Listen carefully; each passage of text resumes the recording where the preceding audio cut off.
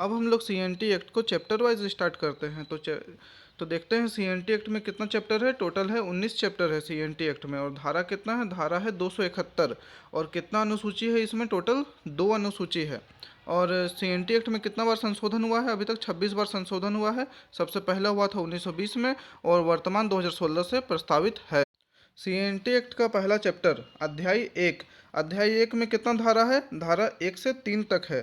तो पहला चैप्टर का नाम है प्रारंभिकी। तो इसमें धारा 1 में क्या है, धारा 1 में बोला है ये जो नियम है इसका नाम क्या है, तो नाम है सीएनटी एक्ट।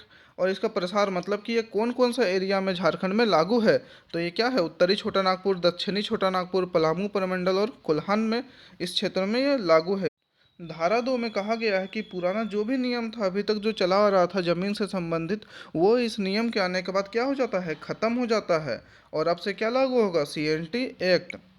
और धारा 3 में बताया है परिभाषा। जैसे कोई चैप्टर पढ़ने से पहले हम लोग को परिभाषा जानना रहता है, उसका मीनिंग, उसी टाइप से धारा 3 में विभिन्न टर्म दिया है और उसका परिभाषा बताया गया है। तो देखते हैं कृषि वर्ष। पहला परिभाषा है कृषि वर्ष। कृषि वर्ष किसे कहते हैं, कृषि कार्य के लिए प्रयुक्त वर्ष को क्या कहते हैं, कृषि वर्ष। और इसी में एक टॉपिक इसमें लिखा हुआ है कि सरकार जिस समय अवधि को चाहे वो उसको कृषि वर्ष मान सकता है। दूसरा है भूगुत बंध बंधक। तो देखते हैं भूगुत बंध बंधक किसको बोलते हैं। जैसे कि ये मेरा ज़मीन है और हमको क्या चाहिए, हमको चाहिए अभी पैसा का ज़रूरत है। तो हम ये ज़मीन क्या करेंगे, किसी दूसरे व्यक्ति को क्या दे देंगे, हम ये ज़मीन जो है वो गिरवी रख देंगे, जिसको क्या बोलते हैं, बंधक रख देंगे। और वो व्यक्ति क्या देगा, हमको पैसा दे देगा।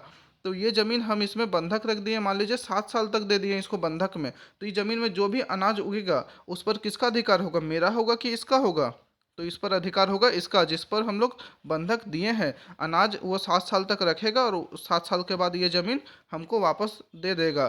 तो ये ज़मीन को क्या बोलेंगे हम लोग, भूगुत बंध बंधक।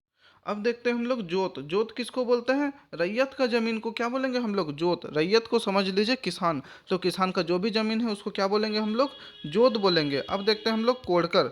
तो कोड़कर किसको बोलते हैं, जैसे कि ये बंजर ज़मीन है, बंजर ज़मीन पर कोई व्यक्ति जो जनजाति नहीं हो, जनजाति छोड़ के कोई भी व्यक्ति यहाँ पे आता ही बंजर जमीन को कोड़ कोड़ कर क्या करेगा, कोड़ कर ये बना देगा कृषि करने लायक। ये बंजर जमीन है, बंजर जमीन को ये व्यक्ति कोड़ेगा बहुत, और कोड़ने के बाद क्या कर देगा, कोड़ने के बाद इसमें अब खेती करने लायक इस जमीन को बना देगा।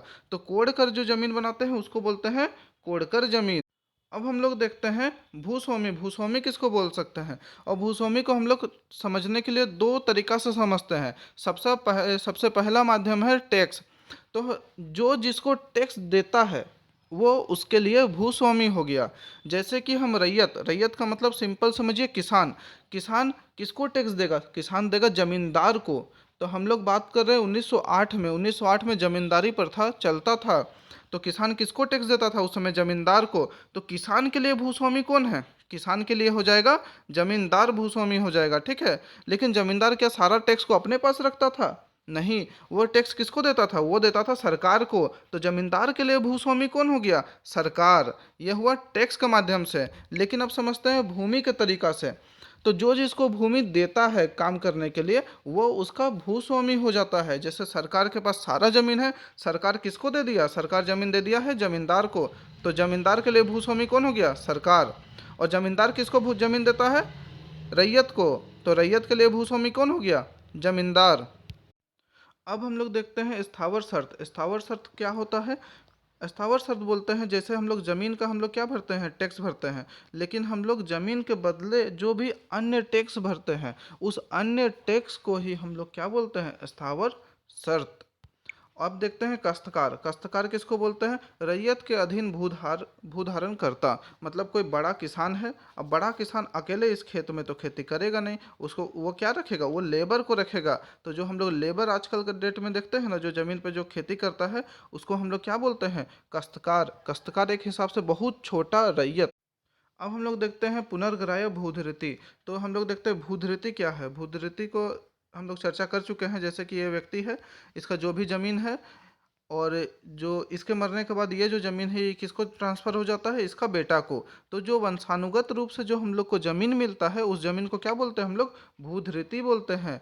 तो जैसे कि कोई भूस्वामी है, भूस्वामी अभी हम लोग पढ़ चुके हैं। जैसे कि हम लोग मेन है सरकार को हम लोग मान लेते हैं भूस्वामी है। सरकार क्या है, भूस्वामी है। और जैसे कोई व्यक्ति है, इसका कोई भी बेटा नहीं होता है, ठीक है, तो ये इसका जो भी जमीन रहेगा, इसके मरने के बाद ये सारा जमीन किसके पास चला जाएगा, सरकार के पास। मतलब सारा जमीन पहले सरकार का है, और ये जो रैयत है, इसका कोई भी संतान ना होने के कारण इसके मरने के बाद इसका सारा जमीन किसके पास चला जाता है, सरकार के पास वापस चला जाता है। इसलिए यहाँ पे शब्द है पुनर्ग्राह्य भूधृति। और भूधृति तो ये जमीन तो ये बनाया नहीं है, इसको वंशानुगत रूप से मिला है, इसलिए ये जमीन क्या हो गया, भूधृति हो गया ये जमीन, और वापस से किसके पास चला गया, सरकार के पास। तो इसलिए इसको क्या बोलते हैं, पुनर्ग्राह्य भूधृति। पुराने समय में यहाँ पे जनजाति लोग का शासन व्यवस्था चलता था, हम लोग आगे पढ़ेंगे उसमें, जैसे कि मुंडा मान की शासन व्यवस्था, पढ़ा पंचायत शासन व्यवस्था। तो यहाँ पे गांव का जो प्रधान होता था, तो सबका अलग अलग नाम होता था। तो अंग्रेज जैसे कि एक गांव में जाता है, यहाँ पे हेड देखता है, इसको हेड, गांव का हेड को बोलते हैं मुंडा। लेकिन दूसरा है जाता है, यहाँ पे बोलता है, गांव का हेड को देखता है माझी। तो अंग्रेज जो है वो परेशान हो जाता है कि इस गांव में अलग नाम है गांव का प्रधान को, इस गांव में अलग नाम है। तब वो इस नियम के तहत बोलता है, चाहे कोई भी गांव हो, उसका जो प्रधान होगा गांव का हेड, उसको क्या बोलेंगे हम लोग, उसका गांव को बोलेंगे, गांव का हेड को बोलेंगे मुखिया।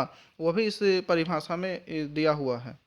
दूसरा है डिक्री। डिक्री किसको बोलते हैं, डिक्री बोलते हैं सिविल न्यायालय का जो आदेश होता है, जो भी न्यायालय का आदेश होता है उसको क्या बोलते हैं हम लोग, डिक्री।